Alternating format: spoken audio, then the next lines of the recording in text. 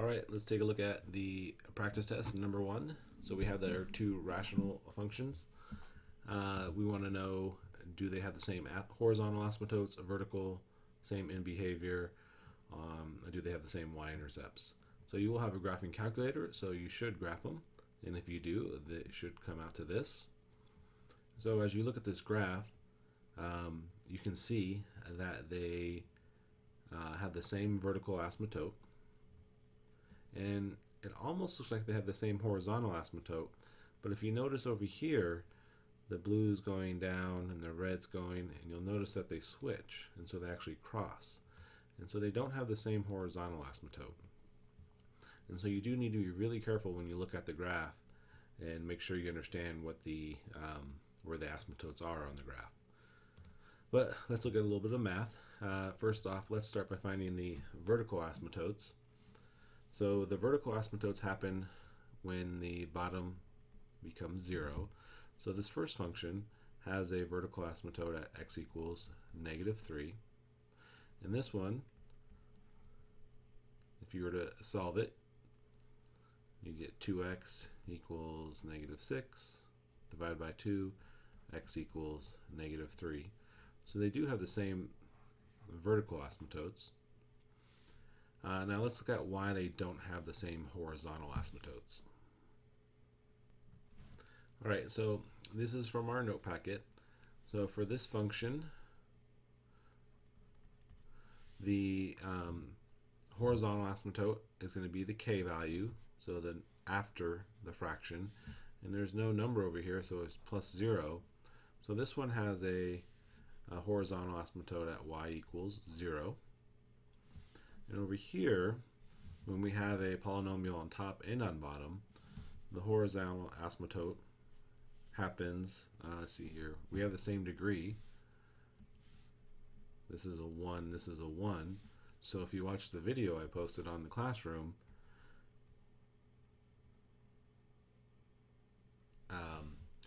it talks about this being the horizontal asymptote at 1/2.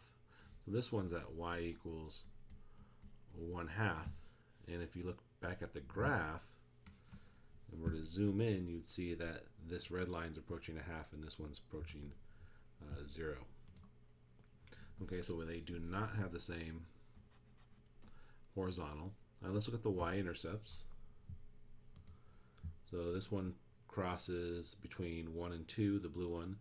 This one crosses, looks like maybe 0. So they have different y-intercepts. And so now as we look at the in behavior, like the video was talking about,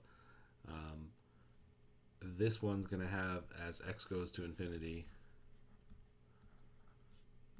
the y values are going to approach 0, whereas this second one, the g of x, so this was f of x, g of x, as x goes to infinity, is going to, y is going to approach the 1/2, or asymptote.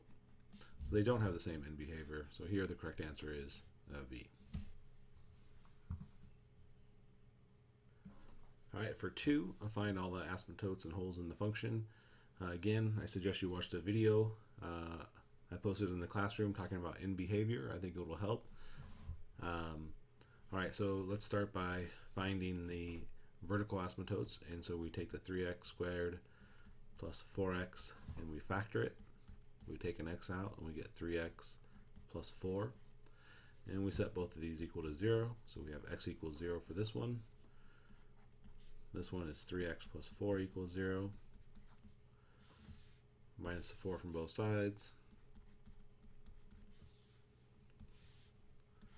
So we get 3x equals -4, divide by 3,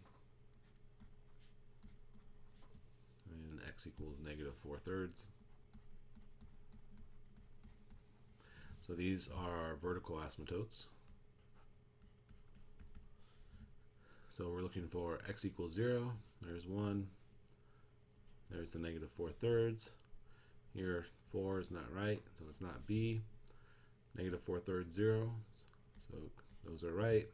D just has -4/3, no 0. So now we're down to A or C. And you'll notice that they both have y equals 1/3, and that's because the exponents are the same. And so we look at the coefficients, which is 1/3, so that doesn't really help us.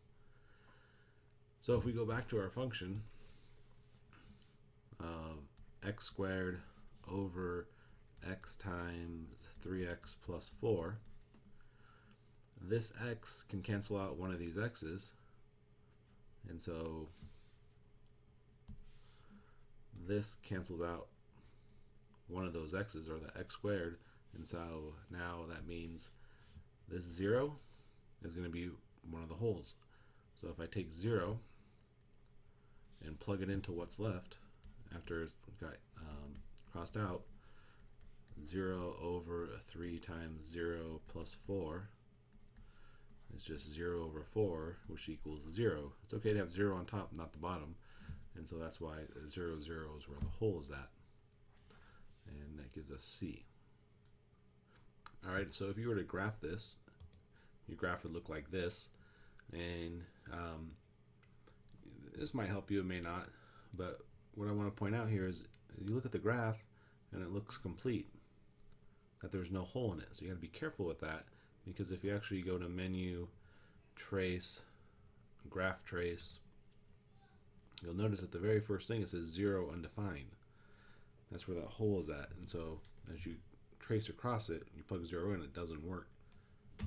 And so unfortunately the graph doesn't show the hole, so you need to be able to find the hole on your own. Alright, for which values of x is the following expression undefined? Select all that apply. So again, we want to figure out what makes the bottom equal to 0. So we factor it and we get x plus 4 and x minus 3 equals 0. So we're looking for x of negative 4 and x positive 3. Now there's no negative 4 over here, so don't worry about that, but there is a 3. So the correct answer is A. Now had this one be negative, then we would have circled 2 of them, because it says select all that apply. Alright, 4a, which of the expressions below is defined for all values of x? So what I did is I put all 4 of these in my calculator, and it's a pretty ugly mess here. So notice that the blue, the first graph, the blue one here, it has the asymptote. B, the red one here, again has another asymptote. D, this one, you can see it carries on up here, so there's another couple asymptotes. But the black one here, there's no asymptote. It dips down, but it keeps going. And so the reason for that is because on the fractions here,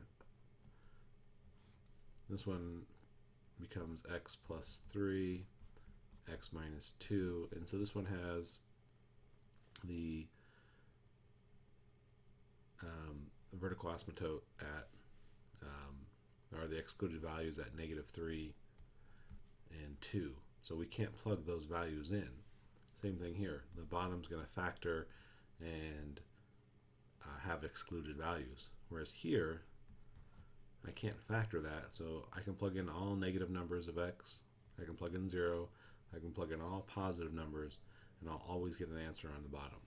So C is the expression defined for all values of x. Alright, so I graphed number 5 on my calculator. And so blue is the parent function and red is the new function.